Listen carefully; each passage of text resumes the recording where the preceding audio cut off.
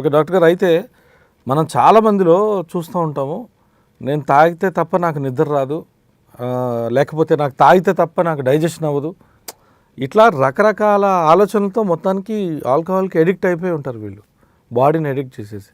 అసలు ఇది మానసికమైన రోగం అంటారా, లేకపోతే అసలు అలవాటు పడిపోయిన శరీరం అంటారా?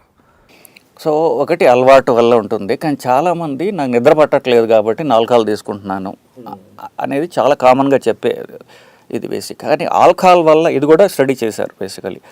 ఒక పేషెంట్ని స్లీప్ స్టడీ చేసి, సో ఆల్కహాల్ తీసుకుంటే అతని ప్యాటర్న్ ఎలా ఉంది, ఆల్కహాల్ తీసుకోకపోతే ప్యాటర్న్ ఎలా ఉంది అని చెప్పేసి, ఇది కూడా ఈ సంవత్సరమే చేసిందే బేసికలీ, యూకేలో చేసిందే.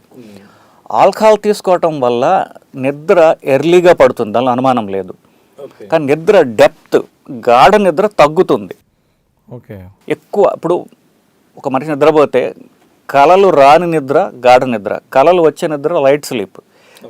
సో మీరు ఇంకా ఇంకా ఇంకా పోతుంటే ఏమవుతుందంటే అది ఆ కళలు కూడా తగ్గుతాయి, మనిషి అటు ఇటు తిరగటము దొల్లడం అది చేస్తారు, అది బాగా లైట్ స్లీప్ అంటారు.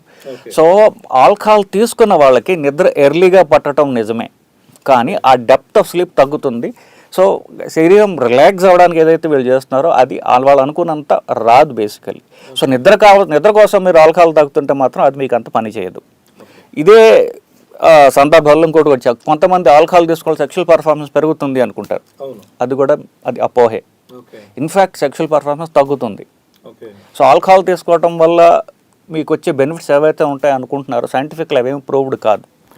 సో అంటే నిద్ర రావడానికి వేరే మందులు ఉంటాయి, వేరే మెథడ్స్ ఉంటాయి, సెక్షువల్ పెర్ఫార్మెన్స్ కోసం వేరే మెథడ్స్ ఉంటాయి.